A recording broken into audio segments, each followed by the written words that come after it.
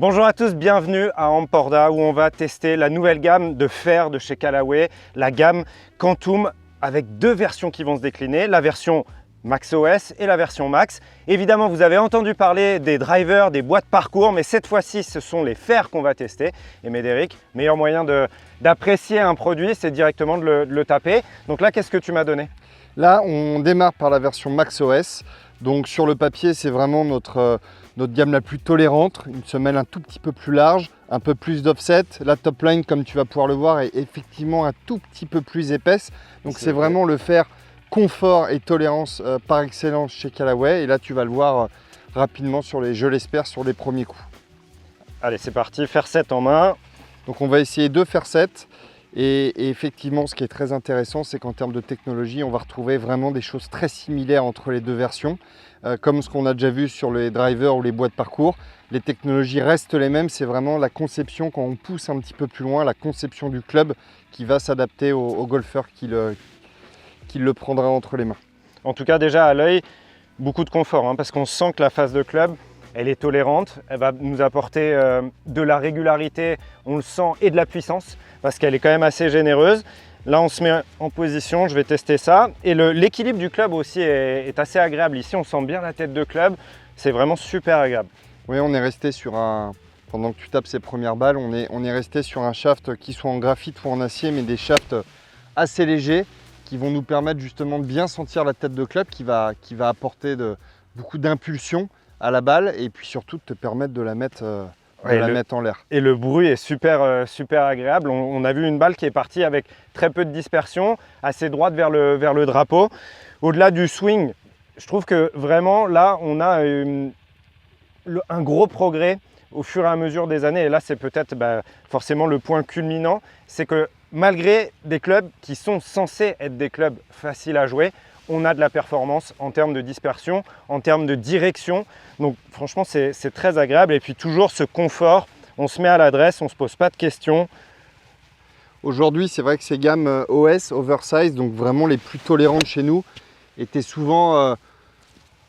l'idée numéro 1, c'était d'apporter de la tolérance et puis le reste, c'est-à-dire la précision, aussi bien latérale qu'en termes de profondeur, c'était entre guillemets mis au second plan. Là, on le voit sur ces deux balles, à part le fait qu'elles finissent à 20 cm du drapeau, mais en termes de rebond et de carry, elles ont dû pitcher à 1 mètre, je pense, aussi bien latéralement qu'au niveau de la profondeur. Et aujourd'hui, c'est ça, c'est d'être capable, malgré le fait d'avoir une tête destinée aux golfeurs qui recherchent de la tolérance au maximum, quelque chose de très confortable, quel que soit le point d'impact.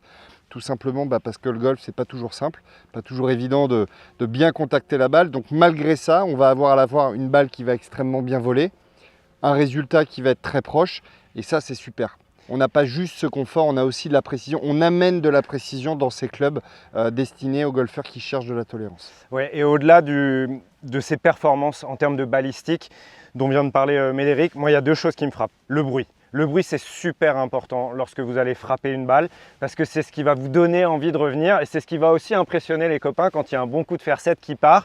Et puis, la deuxième chose, c'est que moi, j'ai tendance à avoir un angle d'attaque assez vertical et pour autant, avec cette semelle, on a le club qui glisse, on n'est pas du tout bloqué dans le sol. Donc franchement, pour un club dit tolérant, qui n'est pas forcément un club qui conviendrait à mon niveau, j'ai pris pas mal de plaisir à taper ce club. Oui, exactement. Et pour terminer sur ce que tu dis sur cette notion d'angle d'attaque, souvent c'est ce qui pêche. En général, les clubs les plus confortables, on a tendance à avoir une semelle qui est un peu plus bombée, qui va justement permettre, quand on a un angle d'attaque parfois trop descendant, d'avoir un club qui remonte. Là, on a cette trisole design, donc c'est cette semelle qui est dessinée en 3 parties et qui permet justement de répondre aux différents types de golfeurs qui prennent la balle en descendant assez neutre ou en remontant. Et toi, dans ton cas, on a un club qui va quand même glisser, malgré le fait que l'angle d'attaque soit quand même sur ces coups-là assez descendant. Et ça, c'est une vraie nouveauté. Et on l'a aussi bien sur la version MaxOS que sur la version Max. Ouais, ni trop, ni pas assez. C'est-à-dire que le club ne s'est pas planté, il n'a pas non plus rebondi. Franchement, super, super agréable. Alors, c'est parti. Donc là, c'est quoi la différence ? Donc là, bien évidemment, peut-être un tout petit peu plus compact. On est sur un club qui va être destiné logiquement déjà visuellement à des golfeurs qui sont un peu plus aguerris. Moins d'offset. Moins d'offset, top line plus fine, semelle beaucoup plus fine également. Et donc là, on va être plus sur cette, comme on le dit souvent, ce contrôle de trajectoire, le fait de pouvoir un petit peu jouer avec la balle, s'amuser avec la balle. Et effectivement, là, on va avoir un retour de sensation qui va être, tu vas le voir au niveau du toucher principalement, qui va être super intéressant. Et ça, on l'a grâce au travail de la phase de club, toujours cette intelligence artificielle qu'on fait évoluer, qu'on arrive à faire grandir tous les ans. Et effectivement, ce n'est pas une révolution par rapport à ce qu'on avait l'année dernière sur la gamme Elite, mais on continue de faire évoluer tout ça pour avoir tous les ans une meilleure performance, quels que soient les points d'impact. Donc on grossit comme si on grossissait un petit peu le sweet spot sur la phase de club. Et là, sincèrement, le design du club permet vraiment d'avoir une gamme de joueurs très importante, parce que je ne serais pas surpris de jouer avec ça. Je n'ai pas l'impression d'avoir un club vraiment destiné aux joueurs d'un niveau débutant ou moyen. Très agréable lorsqu'on est à l'adresse. Et tu vas voir sur un club aussi tolérant, malgré le fait que visuellement il soit très fin, on va grâce à la technologie 360 Undercut Channel, donc on utilise depuis extrêmement longtemps chez Callaway. Je crois même, si mes souvenirs sont bons, on peut revenir au début des premiers Big Bertha, où on avait déjà ce travail de dissociation entre le corps du club et la face du club. On a la capacité d'avoir ce travail qui se fait chacun de son côté, et qu'on vient combiner les deux parties. On se retrouve à pouvoir avoir vraiment l'optimisation à la fois de l'équilibrage, de la tolérance et de la précision, et puis à l'intérieur de l'uréthane microsphère bien évidemment, et de venir travailler sur ces sensations, ces vibrations, ce toucher qui vont te permettre d'avoir à la fois un très beau résultat et puis dans les mains un retour extraordinaire. Donc assez intéressant, Julien. Par contre, elle est plus tendue, hein. On a une trajectoire qui est beaucoup plus tendue que ce qu'on avait sur la version Max OS. On a quand même 2,5 degrés, voire 3 degrés donc de décollage en moins. Et là, on le sent vraiment bien. C'est extrêmement intéressant de le voir, même sur un profil comme le tien.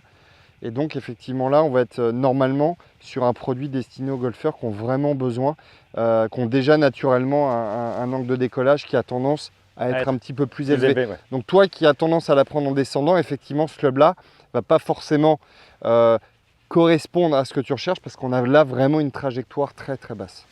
Allez, une petite dernière, finaliser mon sentiment.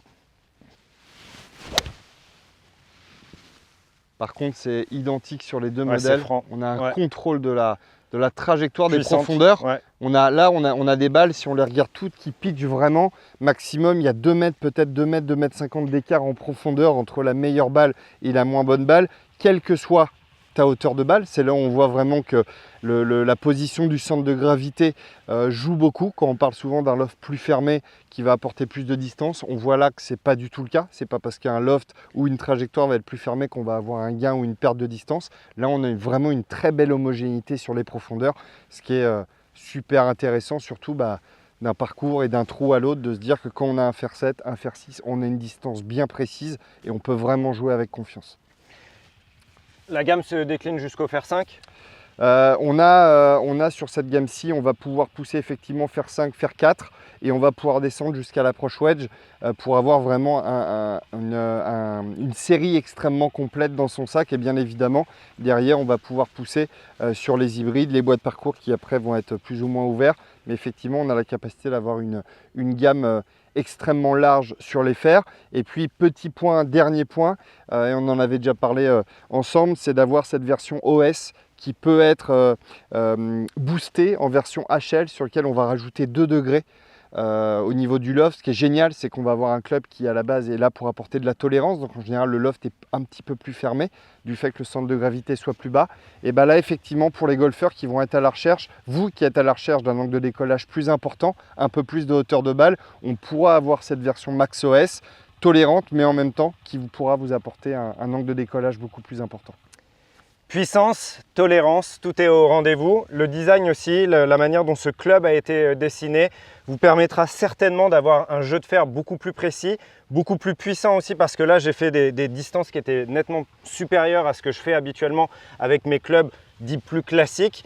Et franchement, très très agréable, un petit régal. J'ai un petit coup de cœur pour la MaxOS parce que franchement, c'est une très très belle surprise. Évidemment, ce type de club, c'est moins une surprise parce que ça me correspond un petit peu plus. On est plus sur des types de trajectoires que je connais déjà. Mais là, franchement, en termes de sensation, de décollage, c'était un pur régal. On le sait, à chaque fois, pour bien essayer un club, il faut faire un fitting. Donc, rendez-vous dans vos points de vente pour essayer cette nouvelle gamme. C'est vraiment canon.